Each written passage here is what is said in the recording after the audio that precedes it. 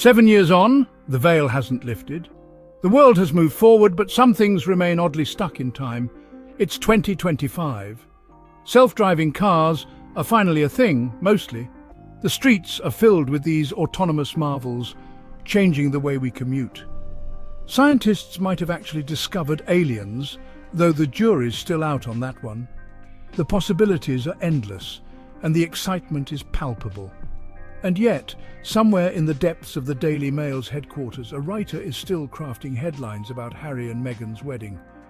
It's as if time has stood still in that newsroom. Yes, that wedding. The one from 7 years ago.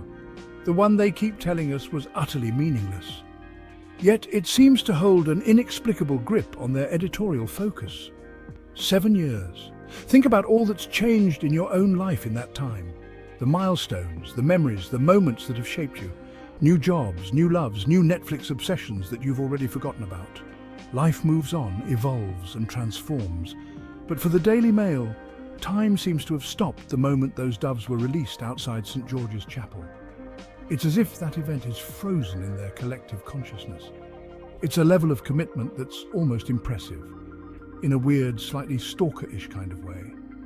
Their dedication to this singular event is unparalleled. But mostly it's just baffling. Haven't they moved on? Haven't we all? Apparently not. The fascination persists, unabated and unyielding. So buckle up, because we're about to dive headfirst into the wonderfully bizarre world of the Daily Mail's never-ending Harry and Meghan wedding coverage. Prepare yourself for a journey through the peculiar persistence of royal wedding nostalgia. Let's be clear. We're not talking about the occasional retrospective here. This isn't just a casual glance back at a significant event. No, the Daily Mail's dedication to this event borders on the obsessive. It's as if they have an unending well of curiosity and speculation. Just when you think they've squeezed every last drop of fabricated drama out of that day, they surprise you. They find new angles, new theories, and new controversies to explore. Meghan's wedding bouquet. Was this flower a secret dig at Kate, they ask, 7 years after the fact? The speculation never seems to end. Or how about expert lip reader decodes Harry's words to William during vows, and they're shocking. The fascination with every minute detail is relentless, because obviously lip-reading technology has advanced so much that we can now decipher hushed whispers from half a decade ago. The lengths they go to are quite extraordinary. And then there are the fashion critiques, endless discussions about the style, the fit and the appropriateness of the dress, because apparently the suitability of a dress for a specific event is something that requires constant reassessment years later. The debate over fashion choices seems never-ending. Was Meghan's dress too white? Not white enough? The scrutiny is intense and unrelenting. Did it clash with the ambience of the 16th century chapel? Every detail is analysed to exhaustion. These are the hard-hitting questions that keep the Daily Mail's editors up at night. Their commitment to dissecting every aspect is unwavering. The sheer absurdity of it all would be hilarious if it weren't a little bit sad. The obsession borders on the surreal. It's like they're trapped in a time warp, desperately clinging to a narrative that's long since lost its relevance. The relentless pursuit of a story that has faded into the past is almost tragic. Imagine, if you will, the Daily Mail as that one ex who just can't seem to let go. You know the type? They still bring you up in conversations, stalk your Instagram religiously, and even go as far as to comment on your old photos, trying to rekindle something that's long gone. They swear they saw you at the grocery store, even though you haven't lived in the same city for years.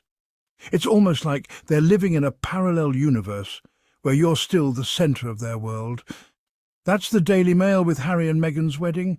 They're stuck in a perpetual loop, replaying the same old narratives, the same old criticisms and the same old attempts to stir up drama.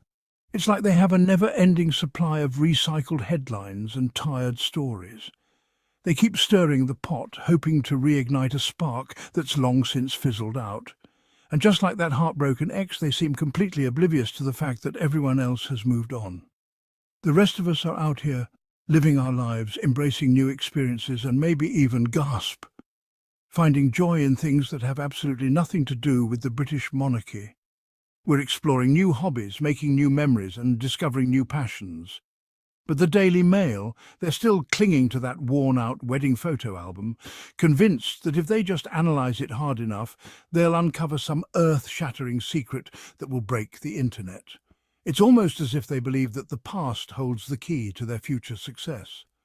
But in reality, they're just stuck in a royal rerun, while the rest of us have already changed the channel and moved on to new adventures. Section 4. California Dreaming, while the Mail's still fuming. Meanwhile, on the opposite side of the Atlantic, Harry and Meghan are living their best lives. They're busy raising their kids, championing their favourite causes, and proving that you can step away from the royal spotlight and still make a real difference in the world. They're producing documentaries, writing children's books, and advocating for mental health awareness. All things that are infinitely more interesting and impactful than the colour of a dress worn 7 years ago. They've embraced a life of purpose and authenticity, far removed from the stifling confines of palace protocol. And in doing so, they've become a beacon of hope for anyone who's ever felt trapped by expectations or limited by their circumstances. Section 5. Beyond the headlines, a legacy of their own. It's easy to get caught up in the absurdity of the Daily Mail's obsession, but let's not forget the bigger picture here, because Harry and Meghan's story is about so much more than just a wedding. It's a story about breaking free from tradition, challenging the status quo, and carving your own path in the world. It's a story about the power of love and the importance of staying true to yourself, even when the world is telling you to do otherwise. And it's a story that's still being written, chapter by inspiring chapter.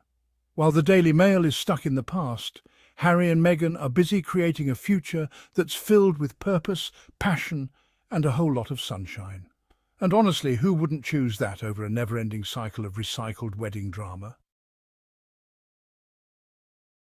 Section 6. Love Conquers All, headlines included.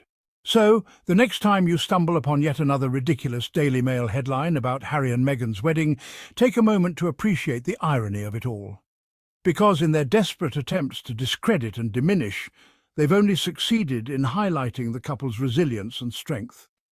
They've inadvertently shown the world that love, compassion, and a shared sense of purpose are far more powerful than any tabloid headline. And that, my friends, is a beautiful thing. Because ultimately, Harry and Meghan's love story isn't about the wedding, the dress, or the guest list.